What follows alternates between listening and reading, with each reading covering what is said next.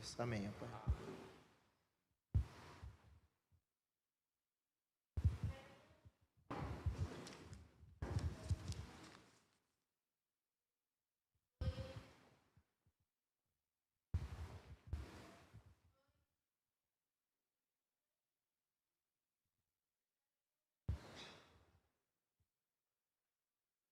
Vamos abrir a palavra do nosso Deus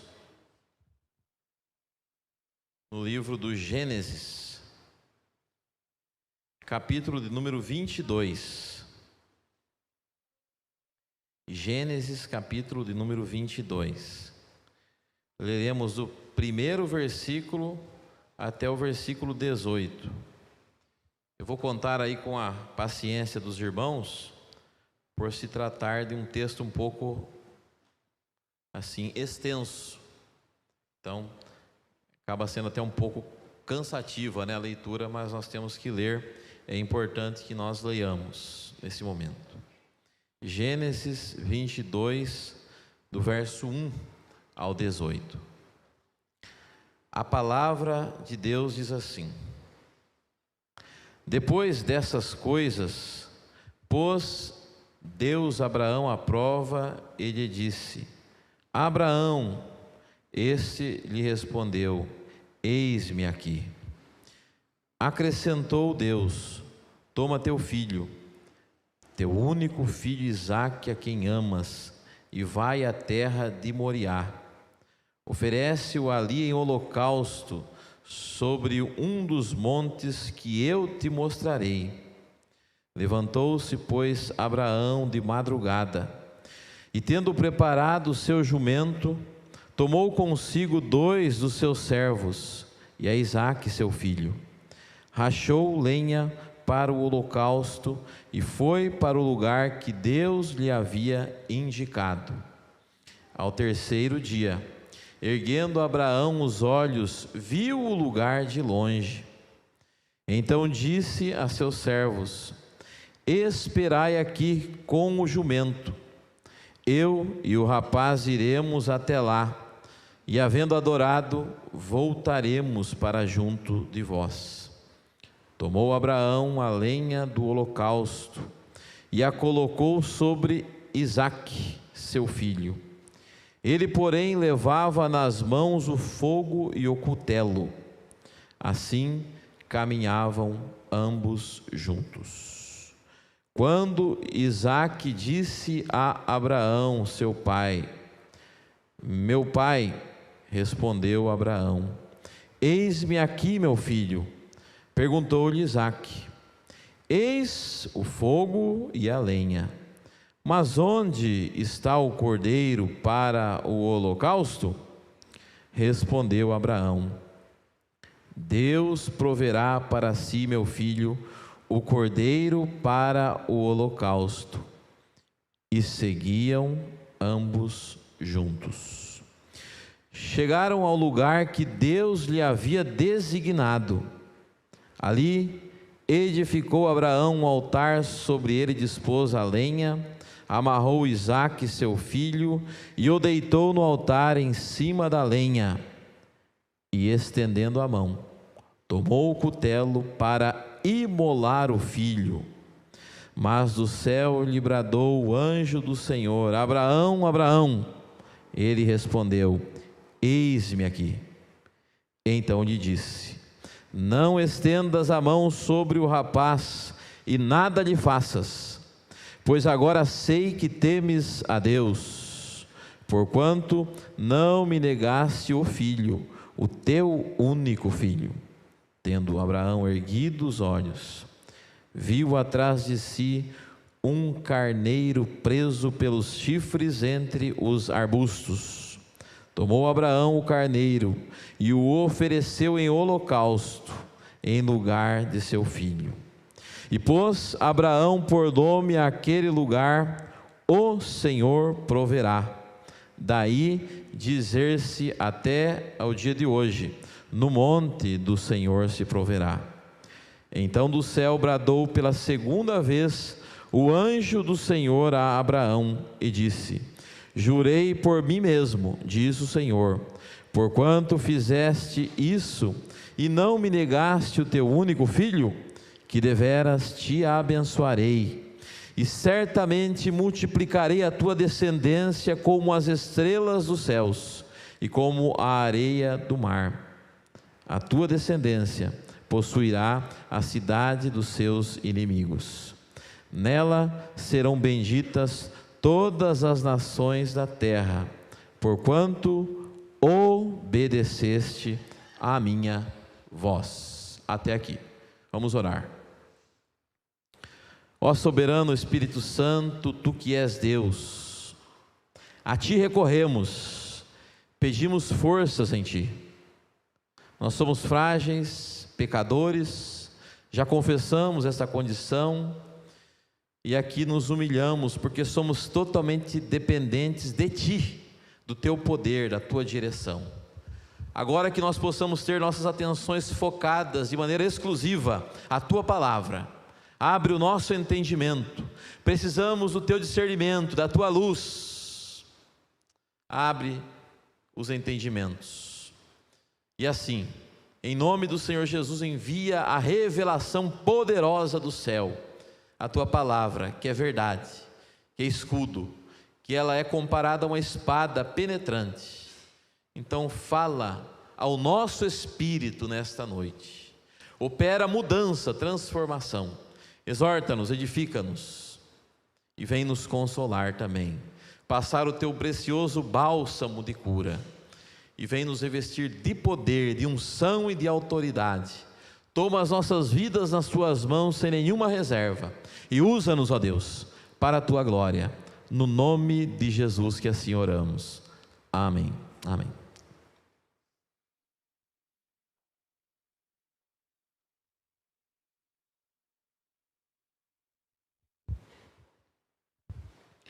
Apesar de alguns estudiosos aí virem fazer uma distinção entre provação, tentação, um que provém de Deus, outro que provém da nossa natureza,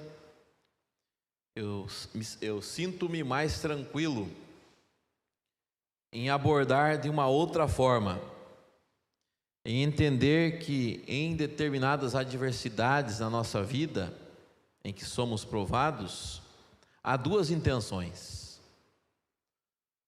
Uma é a intenção do inimigo das nossas almas em se utilizar daquela situação para nos destruir, e ele não brinca em serviço. Enquanto tem gente achando, que tem o direito de brincar com o pecado, fique sabendo de uma coisa: o diabo não brinca em serviço, ele quer destruir. Por outro lado, a intenção santa, a boa, agradável e perfeita vontade do nosso Deus, de se utilizar até mesmo da adversidade, por muitas vezes criada por Ele mesmo, para que nós possamos passar pela provação, para termos a nossa conduta aprovada, para a glória dEle, e para cumprir um propósito seu, um propósito divino. Abraão foi chamado, e quando Abraão foi chamado, a resposta foi: eis-me aqui. Mas não passava na cabeça de Abraão o tipo de chamado, que envolveria esse chamado nesta ocasião.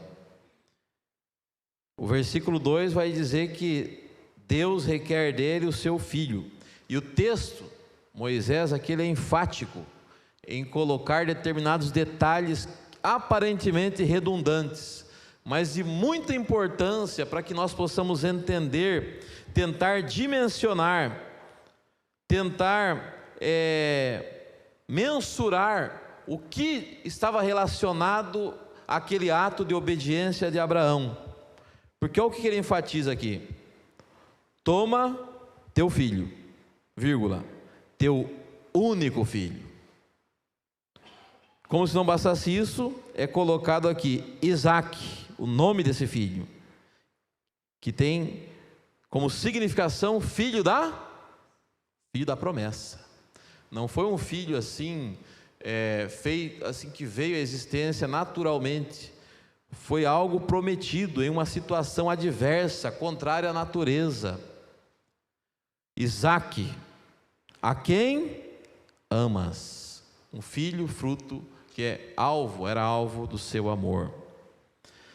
Agora a ordem é bastante dolorida para Abrão ouvir. E vai à terra de Moriá. Não é que é um monte chamado Moriá, era uma terra, e nessa terra havia lá um determinado monte, uma região chamada Moriá. Oferece-o ali em holocausto, sobre um dos montes que eu te mostrarei. Que ordem esquisita para um Deus de amor. Mas nós nem sempre conseguimos entender o agir de Deus. Mas lá na frente, à medida que nós mergulhamos pela fé em obedecer aos chamados de Deus, Deus vai trazendo claridade às situações. Ele vai nos mostrando, nos fazendo entender o que Ele requer de nós, o que Ele requer por meio de nós, e o que Ele requer também apesar de nós, né? Apesar das nossas limitações. E o versículo 3, veja bem, o coração de um pai é ouvir isso, mas o versículo 3 enfatiza que Abraão levantou de madrugada. Obedecer a Deus requer urgência, mesmo que fosse uma ordem contrária à sua natureza como um pai. E tendo preparado o jumento, tomou consigo 2 dos seus servos e a Isaque seu filho, rachou a lenha para o holocausto e foi para o lugar que Deus lhe havia indicado. Veja sempre aqui, nós vemos nos versículos, nós vamos lendo, um lugar que te mostrarei, o lugar que Deus havia indicado, e depois vai dizer assim, chegando no lugar onde Deus designara. Nós vemos Abraão sempre caminhando em direção de obedecer. E é interessante que muitas vezes nós temos a tendência de rotular os personagens bíblicos como super-heróis. Mas na verdade eles não são, eles eram servos de Deus, porque o próprio Abraão, na sua história, ocorreram alguns deslizes. Mas aqui está um momento onde Abraão, ele deixou comprovado a sua condição como pai de todos os que creem, e que lá na frente Tiago vai dizer que esse gesto de obediência foi uma demonstração da fé que foi imputada sobre ele a justiça de Deus, por meio da qual, e por meio do que Abraão veio a ser chamado amigo de Deus, amigo de Deus. Isaías já o havia denominado disso aí. Deus falando por meio do profeta Isaías, dizendo: Abraão, o meu amigo, aquele que tem um relacionamento de aliança comigo. E quando chegou no 3º dia de viagem, agora veja bem, o que podia passar na mente de Abraão? Espera aí, Deus vem, me pede um negócio desse jeito, e eu ainda levanto-me de madrugada, preparo 2 homens, animais, tenho que rachar lenha, e se ele, já que vai fazer isso, que fizesse numa situação mais próxima. Mas era uma viagem muito longa, e quando chegou no 3º dia, diz que Abraão ergueu os olhos e viu de longe aquele lugar. Ele contemplou de longe, e aí ele disse para aqueles seus servos, né, esperem aqui, para cuidarem do jumento, dos animais. Eu e o rapaz vamos até lá, iremos até lá, e havendo adorado, voltaremos para juntos de vós. Guarde essa palavra aqui, porque depois nós vamos entender. Ele diz para aqueles homens, preste atenção, qual que era a ordem de Deus? Levar o filho para sacrificá-lo, tirá-lo a vida. E agora, quando chega em determinado lugar, ele diz para aqueles homens: fiquem aqui, vocês foram úteis até aqui, o papel de vocês se resume até aqui, lá é apenas eu, o menino e Deus. Eles nem sabiam do que se tratava. Abraão não entrou no mérito para dizer o seguinte: eu estou com a ordem esquisita aqui para cumprir de Deus, e vai ser um negócio difícil, mas fiquem aqui orando por nós. Não, fiquem aqui, eu e o rapaz iremos, e havendo adorado, retornaremos. E quando eles chegam naquele lugar, Abraão toma a lenha do holocausto, coloca sobre Isaque o seu filho, e diz aqui que ele levava nas mãos o fogo e o cutelo, e assim eles caminhavam juntos. Isso é algo que é enfatizado também, seguiam juntos, caminhavam juntos, pai e filho, Abraão e Isaque. E aqui o verso 7 vai destacar que Isaque disse para Abraão, fez uma pergunta, né? Meu pai. E Abraão responde, eis-me aqui. Ele faz a pergunta célebre, a pergunta que fica aqui, que deve ficar no nosso coração, para que nós possamos entender todo o agir providencial de Deus, no sentido do cordeiro que veio para tirar o pecado do mundo. O fogo está aqui, a lenha também, mas e o cordeiro para o holocausto, onde está? Abraão faz uma citação, arranca do fundo da sua alma, movido pela fé, essa afirmação: o Senhor proverá. Isso ficou tão reverberado em todo aquele contexto, que lá na frente, esse lugar, ele vai receber esse nome do monte do Senhor se proverá, onde o Yahvé Jiré veio se revelar, o Deus da providência, o Deus que tudo provê. Tem muita gente que usa que diminui esse sentido. No estudo acadêmico existe um termo chamado reducionismo. O que é o reducionismo? É quando você pega uma expressão, uma palavra, e você apresenta um dos sentidos dela, você diminui, restringe aquela palavra com todas as suas abrangências de sentido apenas a um sentido. Nós vemos, em meio a essa teologia neopentecostal, teologia da prosperidade, então vamos fazer a campanha do Yahvé Jiré, do Deus da providência, do Monte Moriá, mas o sentido ele é diminuído drasticamente, porque é o lugar onde se pede emprego, se pede casa própria, se pede carro, se pede dinheiro, se pede curas, e etc, etc. Esse é o Deus que de fato tudo provê, mas havia uma provisão maior, havia um problema maior que estava englobado, que tinha a ver com a nossa eternidade, que é a questão do pecado, que é cumprido lá depois com João Batista, o Cordeiro de Deus, que veio para tirar o pecado do mundo. Deus proverá. E quando eles chegaram ao lugar específico, agora eles estão no marco zero, no ponto preciso, que o verso 9 vai dizer: ali edificou Abraão um altar, e sobre esse altar ele colocou a lenha. E aí, tente se colocar agora no lugar de Isaque. De repente ele amarra Isaque, amarrou Isaque, está no verso 9.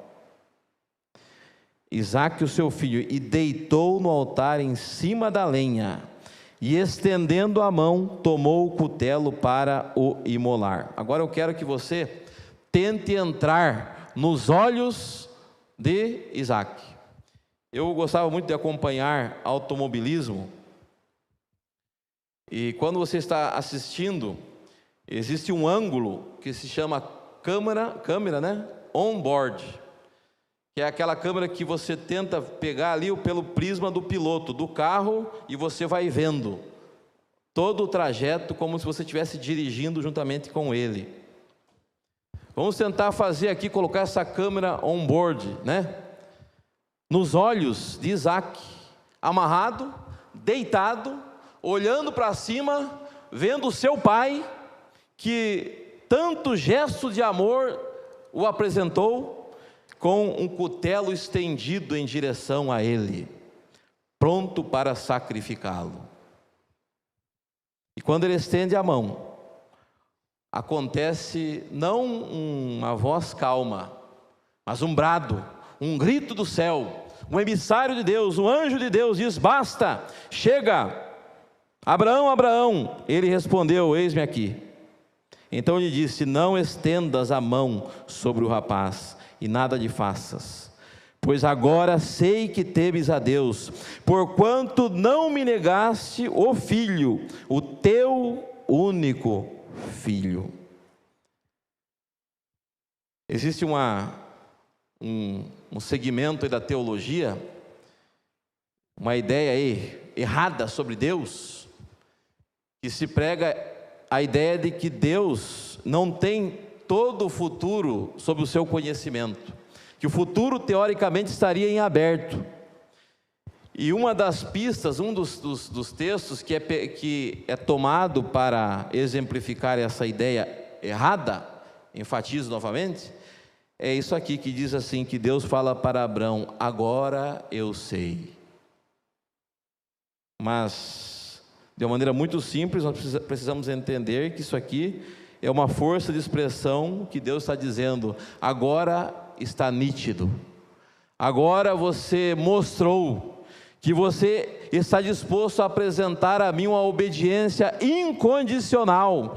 Isso aqui é uma maneira de nós termos uma pequena dimensão daquele hino 88 que nós cantamos: meu Deus, que amor, meu Deus, que eterno amor. Porque Isaac foi poupado, mas Jesus, o Filho de Deus, não foi poupado. E o castigo que nos traz a paz estava sobre Jesus. E aqui, logo Deus, que é o Deus que tudo provê, já faz com que Abraão olhe um animal preso pelos chifres, e aquele animal, ele é o sacrifício que apontava para o sacrifício perfeito, que está lá no começo do Evangelho de João, que quando Jesus vem ao encontro de João Batista, ele diz assim: aí está o Cordeiro de Deus, que veio para tirar o pecado do mundo. E diz aqui, no verso 15: então do céu bradou pela segunda vez o anjo do Senhor a Abraão. E agora Deus vem reforçar as promessas. Jurei por mim mesmo, diz o Senhor, porquanto fizeste isso, não me negaste o teu único filho. Mais uma ênfase: que deveras te abençoarei, e certamente multiplicarei a tua descendência, como as estrelas dos céus, e como a areia, as areias do mar. A tua descendência possuirá a cidade dos seus inimigos, nela serão benditas todas as nações da terra, porquanto obedeceste a minha voz. Por meio de um gesto de obediência, Abraão foi um instrumento nas mãos de Deus, não para cumprir uma realidade apenas pontual, mas uma realidade que iria se expandir, iria chegar até nós, porque Gálatas capítulo 3 diz que através de Cristo Jesus, aquelas bênçãos que foram prometidas a Abraão chegariam até nós. Aí nós vamos entender, e de fato chegaram, o que Jesus quis dizer quando entrou na casa de Zaqueu, né? Hoje houve salvação nessa casa. Diz assim: porque aqui está agora um que é também filho de Abraão, para que por meio de Cristo as bênçãos prometidas a Abraão chegassem até nós. E Abraão obedeceu, e Abraão mostrou a sua fé, e essa fé foi imputada por justiça, e essa justiça foi demonstrada por meio de obediência. É por isso que Tiago faz conexão, fé e obras. Uma fé que não é mostrada por meio de obras é uma fé inexistente, inoperante. Agora eu gostaria que vocês observassem aqui, eu já fiz essa explanação, para nós pensarmos de uma maneira direta para concluirmos esta palavra. Quando Deus falou com Abraão, no versículo 1, Abraão não sabia, Abraão não estava na prova. Então diz assim: depois dessas coisas pôs Deus a Abraão à prova. Ele disse: Abraão, Abraão. Esse respondeu o quê?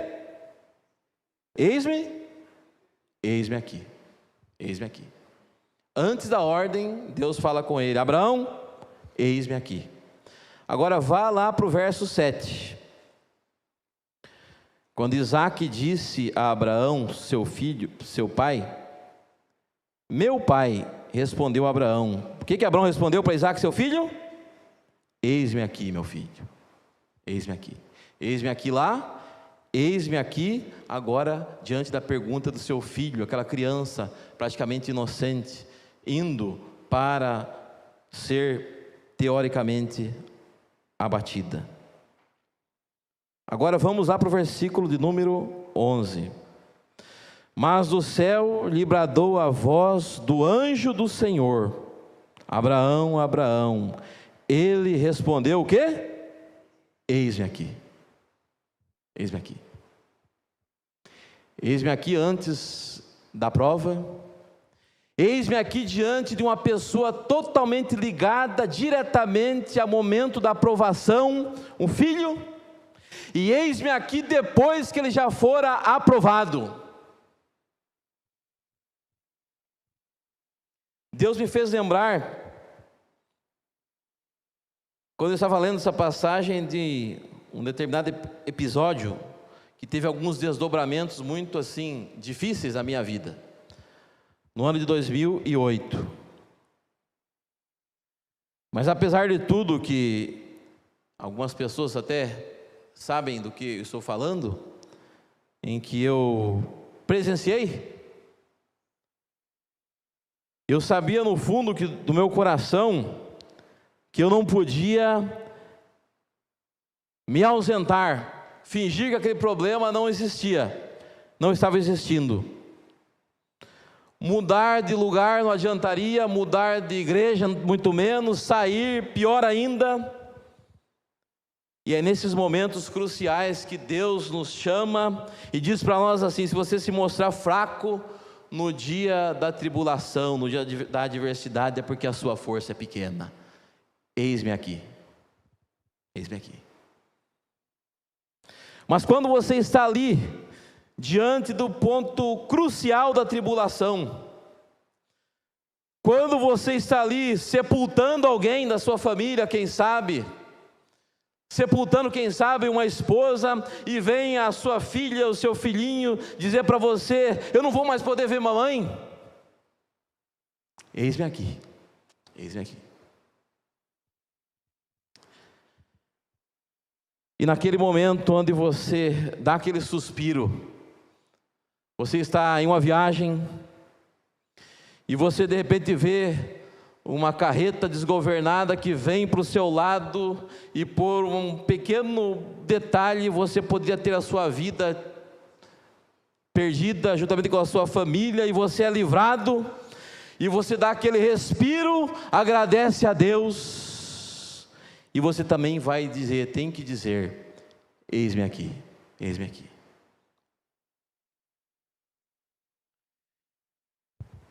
Muitas vezes nós estamos diante de quadros onde as pessoas querem servir a Deus de maneira assim condicional. Eu não sei se você já viu aquele tipo de testemunho que a pessoa chega e diz assim: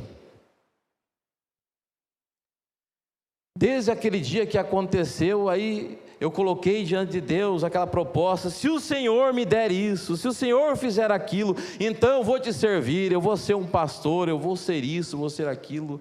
Isso é tudo que não tem a ver com sermos chamados por Deus, porque quando Deus nos chama, não somos nós que vamos dar as cartadas para Deus, é Ele quem nos chama, é Ele quem nos determina. Ele só quer ouvir de nós um eis-me aqui.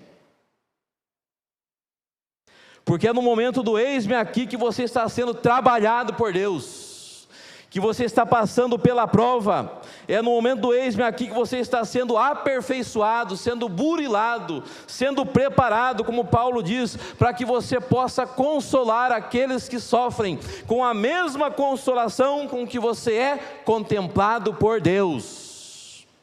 Eis-me aqui, eis-me aqui.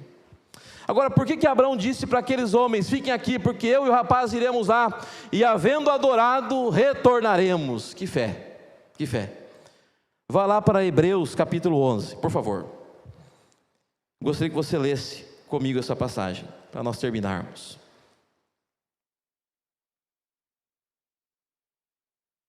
Hebreus capítulo 11, versos 17, 18 e 19, preste atenção. Agora você vai entender por que Abraão disse lá para os seus capatazes: fiquem aqui, porque eu e o rapaz iremos lá, tendo adorado, retornaremos. Preste bem atenção que eu vou ler. Hebreus fala do exemplo desses homens de fé. Pela fé, Abraão, quando posto à prova, ofereceu Isaque. Abraão matou Isaque? Não. Mas pela fé, pelo seu gesto diante de Deus, ele estava disposto a oferecer. Então no seu coração, factualmente, ele ofereceu. Pela fé, Abraão, quando posto à prova, ofereceu Isaque. E estava mesmo, olha só, para sacrificar o seu unigênito, aquele que escolheu alegremente as promessas, que acolheu, alegremente as promessas, o filho da promessa, a quem se tinha dito: em Isaque será chamada a tua descendência, porque considerou que Deus era poderoso até para ressuscitá-lo dentre os mortos, de onde também figuradamente o recobrou. Por que Abraão disse: nós iremos lá e tendo adorado retornaremos? Porque Deus sabia porque Abraão sabia que Deus não volta atrás, que Deus não é homem para que se arrependa, nem filho de homem para que venha voltar atrás, que aquele filho foi um filho de promessa, e que se ele tivesse que sacrificar o seu filho, esse Deus que o chamou com essa ordem humanamente esquisita, era poderoso até mesmo para ressuscitá-lo instantaneamente. É o que está aqui, não sou eu que estou falando. É por isso, meus amados irmãos, que nós devemos acatar tudo o que está acontecendo, tudo que vem de Deus, sem questionamento, sem murmuração. Mas o que Deus quer de nós é que na calmaria, nós estejamos sempre diante do altar dele, dizendo: eis-me aqui. Que quando alguém fizer alguma pergunta da nossa família, com relação, quem sabe, à escassez, alguma coisa difícil, nós possamos dizer: eis-me aqui.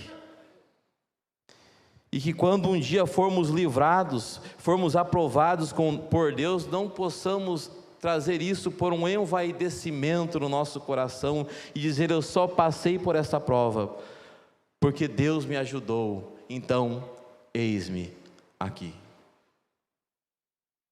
Eu gostaria que, em nome do Senhor Jesus, nós saíssemos daqui hoje para as nossas casas, dizendo no nosso coração: se eu tiver que ser provado por Deus, eis-me aqui, eis-me aqui. Que você seja aquele tipo de crente, que diante de Deus é sempre eis-me aqui, não tem outra conversa. Acate, porque Deus quer te provar para te aprovar. Amém. E no 176, que fala da nossa fidelidade a Deus, vamos nos colocar de pé e vamos louvar a Deus com este hino.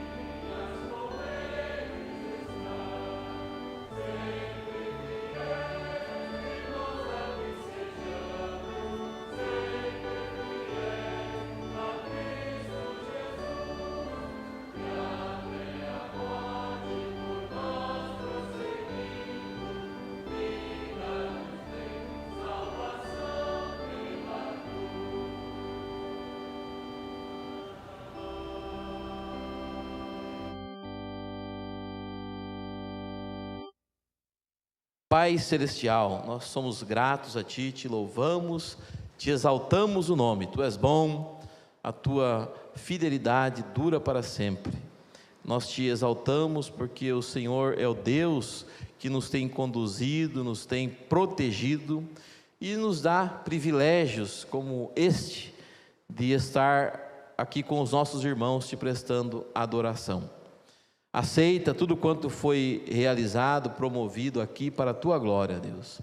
Que nós possamos ter fé. E por meio da fé, nós possamos enfrentar as provações para sermos aprovados por Ti, preparados para sermos crentes melhores. E que diante de Ti, nós possamos sempre receber as Suas ordens, não de outra forma, senão dizendo: eis-me aqui. Assim, ó Deus, nós oramos, no nome do Teu Filho amado, o Senhor e Salvador Jesus Cristo. Amém.